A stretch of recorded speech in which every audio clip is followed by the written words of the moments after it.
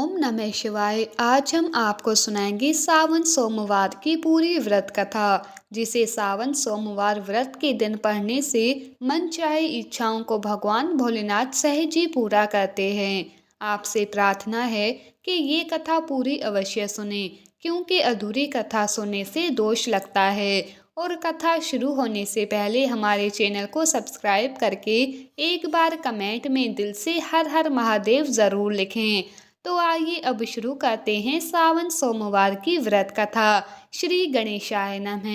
एक नगर में एक शाहूकार था, जो भगवान शिव का अनन्य भक्त था। उसके पास धन धान्य की किसी भी चीज की कोई कमी नहीं थी, लेकिन उस शाहूकार की कोई संतान नहीं थी, और वह इसी कामना को रोज भगवान शिव जी के मंदिर में जाकर उन्हें कहता था और उनके आगे दीपक प्रज्वलित करता था। उस शाहूकार के इस भक्ति भाव को देखकर एक दिन माता पार्वती ने कैलाश पर शिव जी से कहा कि हे प्रभु, ये शाहूकार आपका अनन्य भक्त है। इसको किसी बात का कष्ट है तो आपको उसे अवश्य ही दूर करना चाहिए। तब भगवान शिव बोले, हे पार्वती, इस शाहूकार के पास पुत्र नहीं है, ये इसी बात से दुखी रहता है। इस बात पर माँ पार्वती कहती है कि हे ईश्वर, कृपा करके इस शाहूकार को पुत्र का वरदान दे दीजिए।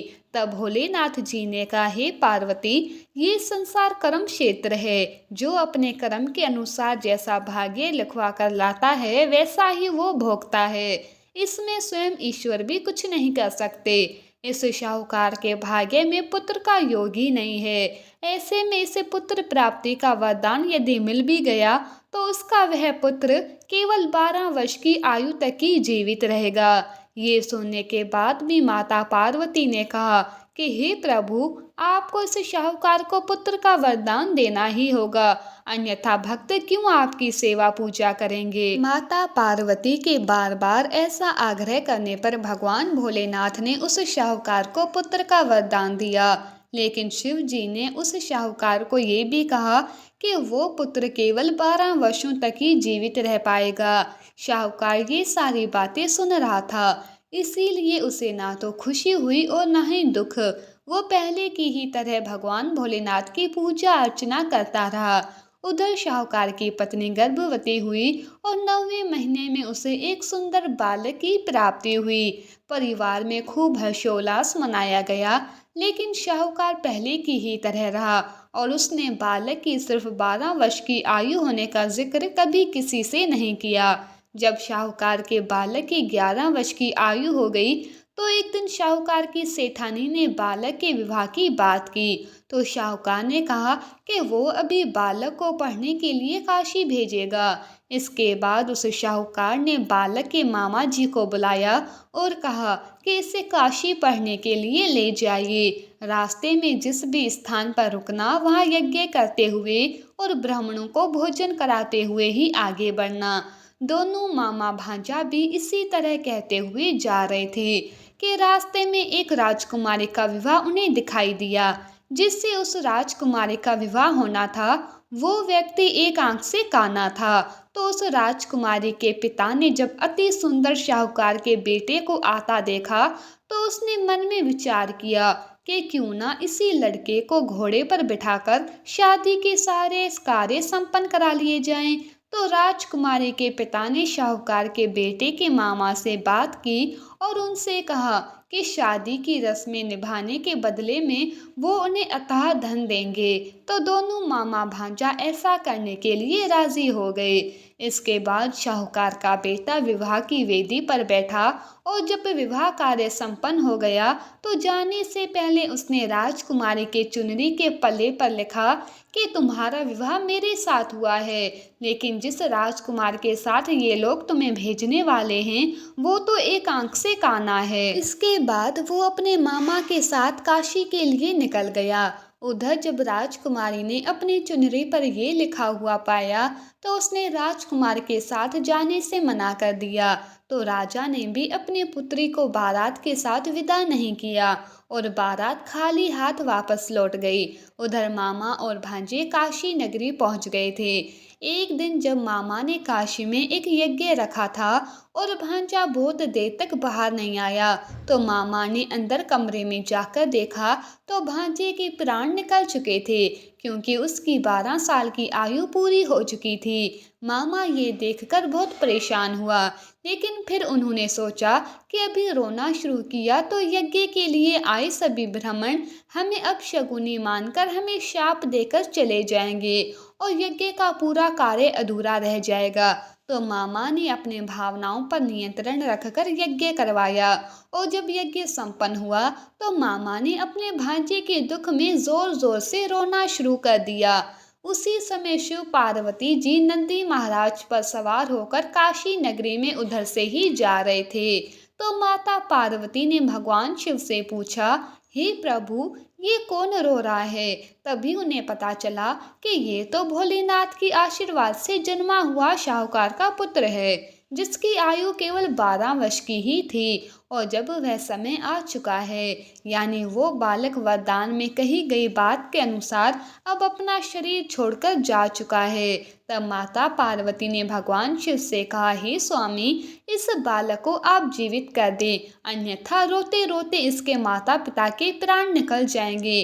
तब भगवान भोलेनाथ ने कहा, हे पार्वती, इसकी आयु इतनी ही थी, सो वो भोग चुका है। लेकिन माँ गौरी के बार बार आग्रह करने पर भोलेनाथ भगवान ने उस बालक को जीवित कर दिया। वो बालक ओम नमः शिवाय, ओम नमः शिवाय ऐसा जपते हुए जी उठा, और मामा भांजे दोनों ने ईश्वर को धन्यवाद दिया। फिर वे दोनों अपनी नगरी को लौट चले। रास्ते में वही नगर पड़ा जहाँ उन्होंने राजकुमारी से शाहूकार के बेटे का विवाह किया था, और राजकुमारी ने उन्हें तुरंत पहचान लिया। तब राजा ने राजकुमारी को शाहूकार के बेटे के साथ ही बहुत सारा धन धान्य लेकर विदा कर दिया। उधर शाहूकार और उसकी पत्नी अपने घर की छत पर निराश बैठे थे। उन्होंने ये प्रण कर रखा था कि यदि उनका पुत्र सकुशल वापस घर ना लौटा तो वो प्राणों को त्याग देंगे। तभी लड़के के मामा ने आकर शाहूकार के बेटे और बहू के आने का समाचार उस शाहूकार और उसकी निराश पत्नी को सुनाया, लेकिन वो दोनों तो ये मानने को तैयार ही नहीं थे कि वरदान झूठा साबित हो सकता है, और आखिरकार उनके पुत्र की आयु बढ़ चुकी है। तो मामा ने शपथ पूर्वक कहा कि मेरी बात पर विश्वास करो, आपका पुत्र सकुशल स्वस्थ होकर वापस अपनी पत्नी के साथ लौट रहा है। तब तो दोनों को विश्वास हो गया, और दोनों ने अपने बेटे और बहू का बहुत ही धूमधाम से स्वागत किया। पूरे गांव में हर्षोल्लास से उनके लौटने को एक उत्सव की तरह मनाया गया। उसी रात शाहूकार को सपने में भगवान शिव ने साक्षात दर्शन दिए और उस शाहूकार से कहा कि तुम्हारे पूजन से मैं अति प्रसन्न हुआ हूँ।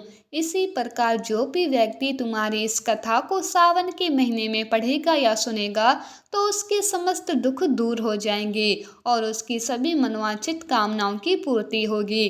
तो प्रेम से कहिए हर हर महादेव। अब जानिए सावन सोमवार की महिमा, जिसे सुने बिना सावन सोमवार की व्रत कथा पूरी नहीं मानी जाती। सनातन धर्म शास्त्रों में नियत है कि चिरकाल में जगत जननी आदि शक्ति माँ पार्वती ने भगवान शिव को पति रूप में प्राप्त करने के लिए कठोर तपस्या की थी। सावन ये वो माह था जिसमें सोमवार का व्रत उपवास कर विधिवत शिव जी की पूजा माता पार्वती ने की थी। उनकी कठिन भक्ति से प्रसन्न होकर भगवान शिव ने उन्हें मनवांछित वरदान दिया।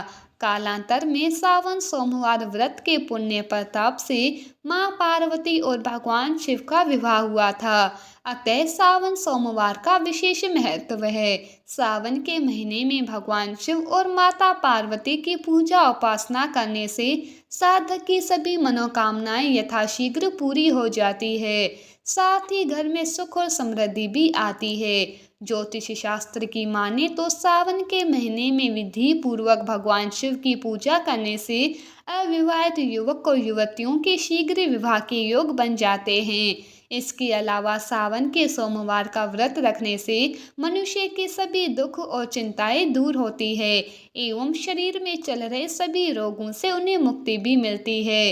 इस दिव्य व्रत को करने से कुंडली में चंद्र ग्रह की स्थिति मजबूत होती है और चंद्र दोषों से मुक्ति मिलती है।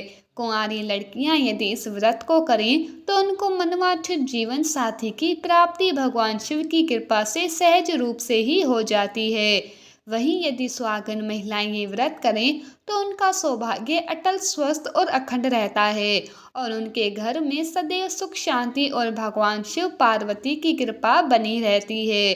तो ये थी हमारी आज की कथा। तो आपको ये कथा अच्छी लगी हो तो प्लीज़ वीडियो को लाइक करना, शेयर करना और हमारे चैनल को सब्सक्राइब करना ना भूलें। धन्यवाद।